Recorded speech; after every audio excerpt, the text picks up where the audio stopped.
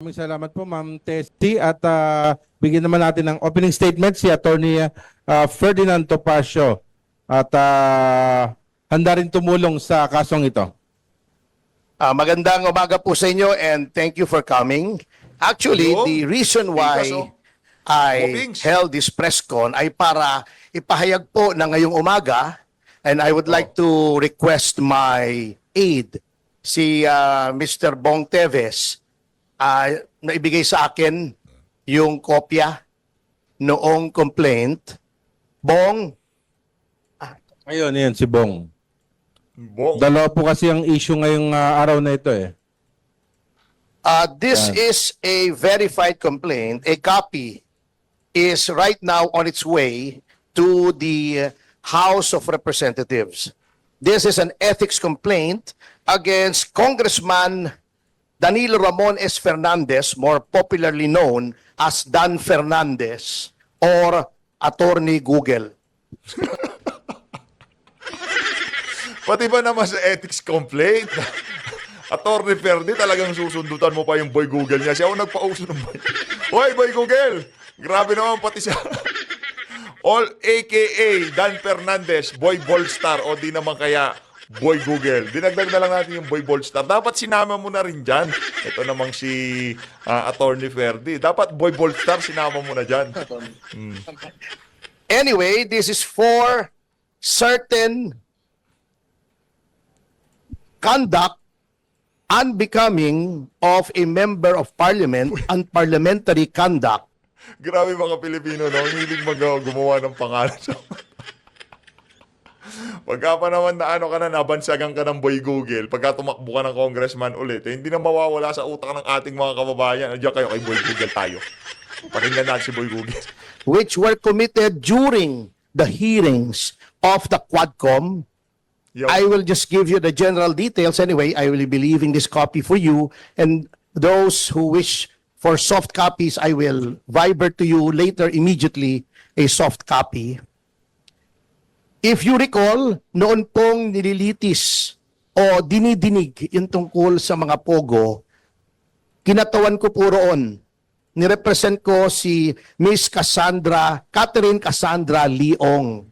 At lahat naman po tayo saksi sa ginawang paglabag sa mga karapatan ni Miss Cassie Leong. Specifically, not only the deprivation of the right to counsel, but physically, Yan. this was unprecedented in legislative history in this country. Nahaharangin mo yung abogado at hindi mo palalapitin sa kanyang kliyente during a legislative hearing. Sapagkat ang karapatan na magkaroon ng abogado upang makipagsangguni ang isang testigo sa legislative hearing ay ginagarantiya ng walang iba kundi ng ating saligang batas. Nako, yun ho, kitang-kita ho natin yun, di ba? Ibang klase ho, ang kakapal na mga mukha nitong mga congressman na to. Hindi lang naman ho doon sa kaso nitong si Cassandra Leong, nangyari yung mga insidente na yan. Pati ho doon nung dumalo itong si dating Pangulong Rodrigo Duterte dyan sa House of Representatives. Nakita niyo ho mga kababayan, binubulungan lang ho siya nitong si Attorney Medjaldea, itong at yung mga abogadong nakapaligid sa kanya, gusto lang ho siyang bigyan ng advice. Pati ho yun, kini-question itong mga walang yang congressman na to. Yung tipong, dapat pag umupo ka dyan, ilalaglag mo sarili mo. Kailangan maiisahan ka namin doon sa mga itatanong namin sa'yo. Ganun ho gusto nilang mangyari. Huwag kang ano lang yan. Kumbaga, hindi ka pwedeng dyan, basta-basta dyan sa sumangguni dyan sa abogado mo. Ba't ka pa kumuha ng abogado? Tapos hindi pa pwedeng katabi. Hindi ka niya pwedeng turuan dun sa mga sagot mo. Ano yun? Pagka medyo alangan yung tanong, kailangan pa rin sagutin mo. Talagang mga walang yung congressman na to. Pati yung kay Colonel Grialdo, di ba? Ganun nung nangyari sa kanya. Number 2, pagwawarning sa abogado na huwag bigyan ng payo ang kanyang kliyente. Saang planeta po acceptable ang ganoong Naku. behavior? Nasasabihin mo, Google dito. Attorney Topacio, do not approach your clients, otherwise you will be cited in contempt. How is that even possible?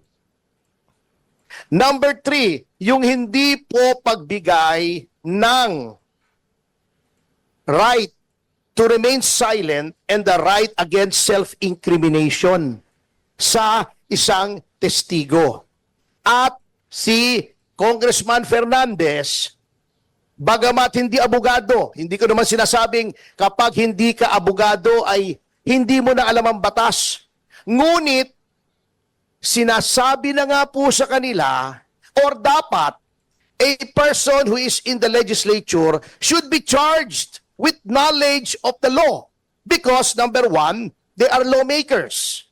Paano kang gagawa ng batas kung ikaw ay walang alam sa batas? Pwede naman pong basahin ang mga desisyon. Tama naman, to an extent, si Congressman Fernandez, pwede kang mag-Google. At mag-Google mo. Yan ka na naman eh. Ito talaga si Atty. Ferdy. Ano yan? Kumbaga, pagka sa ano niya, sa programa niya, no, talagang inaano niya ho yan, binabakbakan niya ho itong si Congressman Dan Fernandez. Kasi sablay nga naman ho talaga yung mga banat nitong si Dan Fernandez. Yan sa mga hearing sa House of Representatives. Maging doon sa mga interview niya, makikita ho natin na medyo palsipikado, pati yung mga isinasagot niya sa mga nag-i-interview sa kanya. Kaya ngayon, kung sakaling parusahan siya, diyan sa Ethics Committee, nararapat lang ho yun. Pero, yun na nga, mga kasama din ho nila yung tatrabaho diyan sa, ano na yan, diyan sa Ethics Complaint na yan. Baka ano lang ho yan, di man nga ano yan, di man nga magdire-diretso yan. Siyempre, yung si Boy Boldstar, kaibigan ho yan ni Tambaluslos. O, mawawalan ho ng isang tauhan na maingay ang si Tambaluslos sa social media. Kaya hindi ho paintulutan na yung nangyari kay Congressman Arnie Tieves, mangyari dito kay Dan Fernandez. Patapos na rin naman ang termino nila. No? Sa bagay, makakapaghasik pa ng lagim yan. Ano na lang, kumbaga dapat disciplinary action. Hindi pwedeng dumalo sa mga hearing. Hindi pwedeng magtanong dahil hindi pa siya masyadong expert O sa yung legal, mga kaso. At kung meron kang hindi naintindihan sa kaso, meron ka namang legal staff siguro.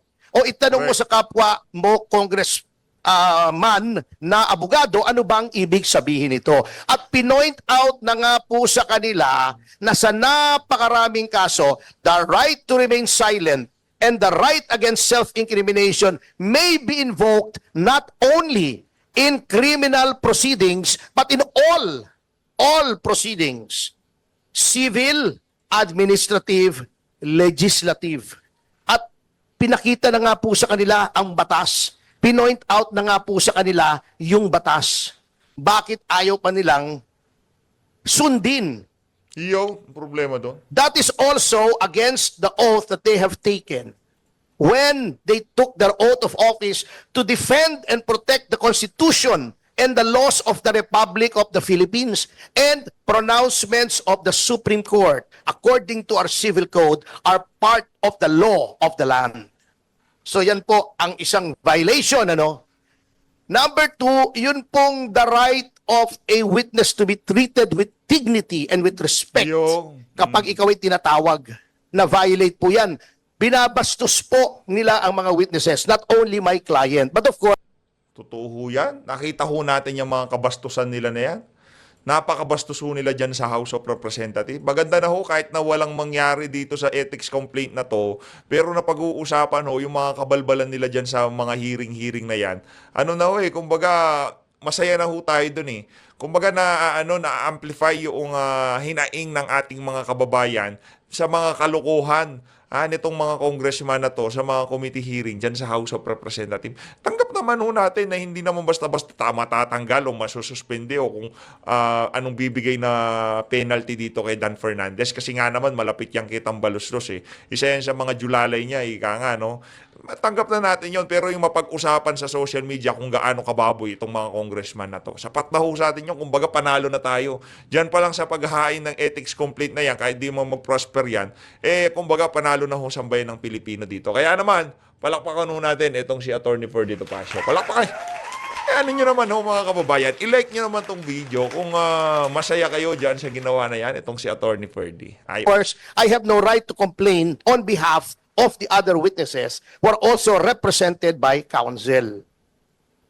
Yun po. Number 3, yung pronouncements, very unparliamentary. Alam niyo po, in all parliaments in the entire civilized world, meron pong language na tinatawag nila unparliamentary. Di ba? nako. Ayaw na ayaw nila si Pangulong Duterte. Sinabi nila, do not use offensive words. Pero bakit sila? Tatawagin nilang pathological liar, puro Naku po. ka pa cute, Nako. puro ganon. Tatakutin mo pa. Misleading the witness, sasabihin pa, tignan mo itong mga napatay, di umano dahil daw ng pogo. Tignan mo yan, we will grant you immunity if you testify against them. That is misleading. The legislature cannot grant immunity. It is only the prosecution in certain cases and the prosecution with the consent of the court in other cases that may grant immunity by way of making a witness a state witness. It is not for the legislature to grant immunity. They can only grant transactional immunity, which I can explain later on, but they cannot grant complete immunity. So, pagsama-samahin nyo yan, ayaw nilang pakausap sa abogado bago tatakutin nila para magsalita against her right to self-incrimination and against the right to remain silent. Pagkatapos, igagrant mo na, papangakuan mo ng immunity na wala ka namang kapangyarihang ibigay. All of these are unparliamentary conduct. And nakalagay po, may rules of conduct, hindi lamang ang miyembro ng mababang kapulungan, kundi ang mga public officials on how they conduct themselves. And it is my respectful contention that Congressman Fernandez has violated these norms of conduct. Ngayon, bakit sa Ethics Committee? Kasi may nakalagay po sa ating konstitusyon na yung mga ginagawa po ng isang miyembro ng lehislatura, they can only be made liable therefore in no other place than the legislature. That's why may Committee on Ethics. They are supposed to police themselves. Now huli na po, bago tayo pumunta rito, and I feel this is also of equal importance in this case. Sasabihin nila, walang mangyayari dyan sa complaint mo kasi sila din yan eh. Si Congressman Yun, Espares tama. ang head ng Committee on Espares. Ethics. Pagtatakpan lang nila yung sarili nila. Correct. Well, unang-una, I would like to give our lawmakers, at least the majority, the benefit of the doubt. Although I doubt the benefit. Ngunit, by doing this, I want to prove 2 things. Number 1, one should not sit idly by while the rights of persons are being trampled upon by the legislature. Dapat may magreklamo rito. Otherwise, gagawin nilang palagi yan sa lahat ng witnesses. Notwithstanding the caveat of the Supreme Court in Ong versus Senate Blue Ribbon Committee, which by the way, I argued before the Supreme Court, which says that all witnesses must be given due process. Bina-violate na po nila yan. Number 2, by filing this, I want to hold a mirror up to our honorable congressmen. Tignan nga po natin, tignan nyo ang sarili nyo kung anong ginawa nyo sa mababang kapulungan, which is supposed to be an august body, which is supposed to be populated by honorable men and women, kaya nga honorable ang tawag sa inyo eh. Are you really honorable? Are you really august? Kaya nyo bang ipolis ang inyong ranks? Do you still have any shred of decency left in your bodies para makita na mali ang ginagawa ng isang miyembro ninyo at disiplinahin ninyo? Because by no stretch of the imagination is such conduct exhibited by Congressman Fernandez allowable or should be countenanced or tolerated by anyone. So yan lang po. Kailangang may gumawa nito, otherwise nakikita nyo naman, nag-resume na naman ang Quadcom. Tignan nyo kung paano nila tinatrato si Colonel Grijaldo. Binabambuzel, ini-intimidate, binabrowbeat, binubuli dahil natatakot sila doon sa affidavit ni Colonel Grijaldo. Kasi hindi naman po habang buhay nakakulong si Colonel Grijaldo.